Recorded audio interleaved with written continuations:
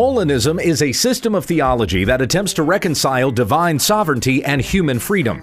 It was devised by Luis de Molina, a 16th century Jesuit priest, who said that prior to creating the world, God knew what we would do in any given circumstance. God created those circumstances and put people in them, knowing the decisions we would make, so that His purposes are ultimately achieved through our free will actions. Molinist William Lane Craig wrote the following: "By His middle knowledge, God knows all the various possible worlds which He could create, and what every free creature would do in all the various circumstances of those possible worlds.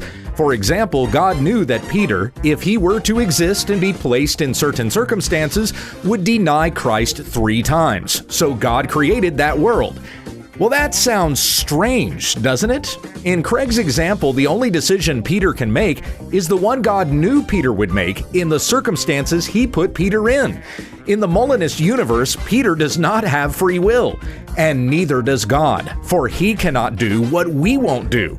God's will is determined by our will, even before we come into existence. That is just absurd. Acts 15:18 says, "Known to God from eternity are all His works." And Acts 17:25 says, "God is not served by human hands as though He needed anything."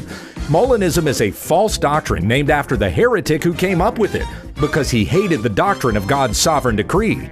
The Bible says God knows the future because He has determined it. Isaiah 46:10 says that God has declared the end from the beginning, and from ancient times things not yet done, saying, "My counsel shall stand, and I will accomplish all my purpose," when we understand the text.